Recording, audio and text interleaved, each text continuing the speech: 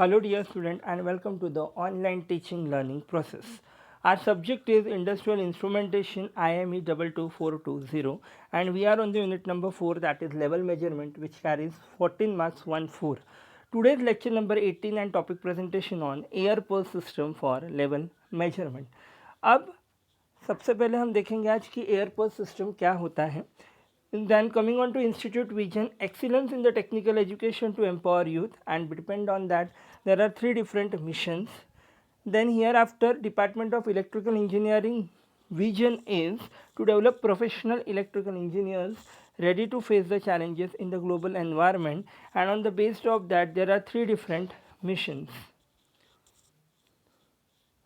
There are 3 POs, that is program educational outcomes, and there are 7 different POs. Our course outcome is student will be able to maintain different types of level transducers, and the learning outcomes is student will be able to maintain different types of transducer used for the measurement of various parameters. So when our today's topic is air pulse system for level measurement. अब यहाँ आपको air purge क्यों कहा गया, ये आपको अभी मैं वर्किंग में जब बताऊंगा तब आपको समझ में आएंगे कि एयर पर्ज का मतलब क्या होता है बेसिकली. अब यहाँ जो आपको डायग्राम दिख रही है वो डायग्राम आप अच्छी तरीके से सबसे पहले देख लीजिए. सबसे पहले आपको यहाँ टैंक दिख रही है, टैंक में लिक्विड रखा गया है और वहाँ एक ट्यूब है टैंक के अंदर. अब ट्यूब के नीचे का एंड जो आप देखोगे बॉटम एंड, तो बॉटम एंड से आप लोगों को दिख रहा है कि वहाँ से बबल्स आ रहे हैं. एक्चुअली वहाँ आपका एयर पर्ज हो रहा है, एयर वहाँ पर्ज हो रहा है, इसीलिए बबल्स आ रहे हैं वहाँ. अब वो कैसे होता है पर्ज, वो हम आगे में देखेंगे. देन वो हॉलो ट्यूब से अगर आप जाओगे तो वहाँ प्रेशर इंडिकेटर कनेक्टेड है. वहाँ एक्चुअली हमें प्रेशर इंडिकेट करेगा कि एयर का कितना प्रेशर लिक्विड के अगेंस्ट में गया है. उसके बाद अगर आप देखोगे वहाँ वॉल रखा गया है और एक फिर से आप लोगों को छोटा सा टैंक दिख रहा होगा.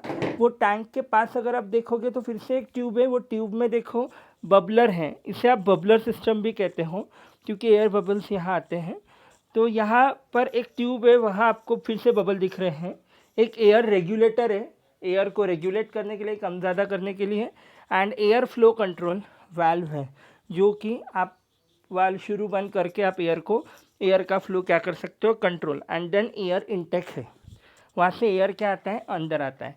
यानी अगर आप देखोगे सिस्टम पूरा तो सिस्टम में आपको टैंक दिख रहा है, टैंक में लिक्विड है, उसमें ट्यूब है, और वहाँ से जो ट्यूब है वो ट्यूब से बबल्स आ रहे हैं. दैट मीन्स एयर वहाँ से छूट रहा है. बबल्स कब आते हैं, बबल्स कब आते हैं, जब आप एयर छोड़ते हो तब बबल्स आते हैं. तो वहाँ एयर पर्ज हो रहा है, इसीलिए वहाँ बबल्स छूट रहे हैं. और यहाँ जो एयर आपका पर्ज हो रहा है in the hollow tube against the liquid pressure, वो प्रेशर आपका गिना जाएगा by the pressure indicator. So this is all about air purge system. अब वर्किंग प्रिंसिपल के बारे में देखेंगे. When liquid is held in a tank then it exerts equal pressure on the wall of the tank. जैसे liquid आपके tank में रहेगा वो प्रेशर आपका क्रिएट करेगा naturally on the walls of the tank. Such a pressure is due to the weight of liquid present about the certain reference point or a base and is called as hydrostatic head or pressure. ये जो pressure है, ये pressure क्यों आ रहा है, क्योंकि liquid जो present है इसीलिए प्रेशर आ रहा है.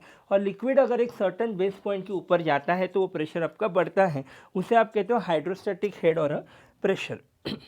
Air pulse system works on the measuring the pressure required to force a gas into the liquid at a point beneath the surface. Air pulse system कैसे वर्क करता है, ये आपका प्रेशर मेजर करता है. कौन सा प्रेशर, जो आपको लगने वाला है to force the gas into the liquid. जो पाइप है वो पाइप में से जो गैस है वो गैस लिक्विड में जाने के लिए जो प्रेशर लग रहा है वो प्रेशर को गिना जाता है. This method uses a source of clean gas or air and is connected through a restriction to a bubble tube immersed at a fix depth into the vessel. ये मेथड के लिए हम जो यूज़ करें वो क्लीन गैस या फिर air, ये मीडियम हम यूज़ कर रहे हैं. अब अगर वर्किंग के बारे में देखेंगे तो देखिए, when there is no liquid in the tank or the liquid in the tank is below the bottom end of the bubbler tube and the pressure gauge indicates 0. अगर टैंक में लिक्विड नहीं है या फिर जो आपका ट्यूब है, tube का जो बॉटम है, बॉटम के नीचे वो जो बॉटम एंड है उसके नीचे अगर लिक्विड का लेवल है तो आपका प्रेशर गेज जो है वो इंडिकेशन 0 दिखाएगा. In other words, if there is no back pressure because the air escapes to the atmosphere.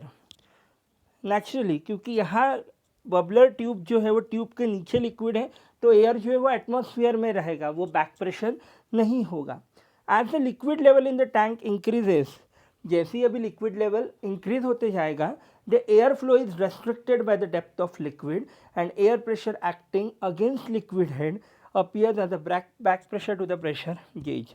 अब जैसे जैसे लिक्विड बढ़ेगा तो क्या होगा, यहाँ एयर फ्लो जो है वो रेस्ट्रिक्ट हो जाएगा और जो एयर प्रेशर रहेगा वो लिक्विड के अगेंस्ट क्या होगा, बनना स्टार्ट होगा, और वो जो प्रेशर है वो बैक प्रेशर यानी उल्टा वो कहा जाएगा प्रेशर गेज को जाएगा. This pressure back pressure causes the pointer to move on the scale. और ये जो उल्टा प्रेशर वापस जा रहा है ट्यूब में से, ये क्या कर रहा है कि पॉइंटर को मूव करने में हेल्प कर रहा है, जो आपको बताएगा in terms of liquid level. The full range of the head pressure can be registered as level by keeping the air pressure fed to the tube slightly above the maximum head in the tank. The range of device is determined by the length of tube. जो device का range है वो अपन tube के length पर से बता सकते हैं. Because air is continuously bubbling from bottom of the tube. क्यों? क्योंकि air continuously जो tube का end है, bottom है, वहाँ से continuously bubbling हो रहा है. The tank liquid does not enter the bubbler tube. यहाँ क्या हो रहा है, कंटिन्यूसली एयर बबलिंग हो रहा है, तो जो टैंक में का जो लिक्विड है वो ट्यूब के अंदर नहीं जा सकता है, and hence the tube is said to be a purging. और इसीलिए इसे क्या कहा गया है, पर्जिंग. ट्यूब पर्ज हो रहा है. कैसे क्यों हो रहा है, एयर पर्जिंग क्यों कहा गया, क्योंकि एयर के वजह से लिक्विड अंदर नहीं जा पा रहा है ट्यूब के.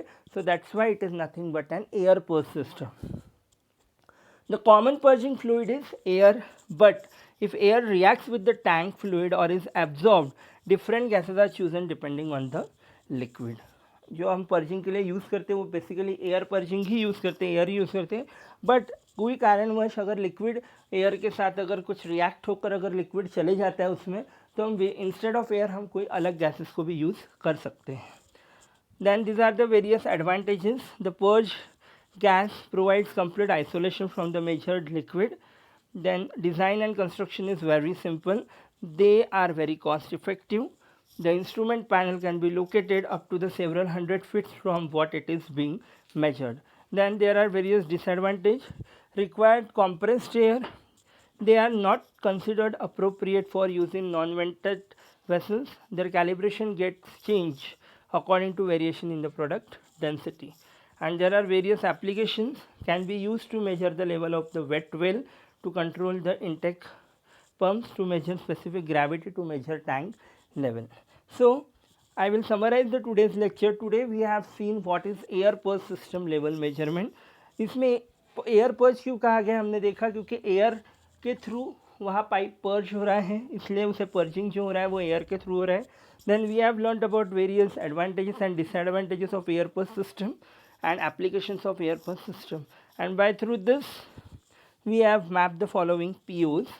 So thank you and keep learning.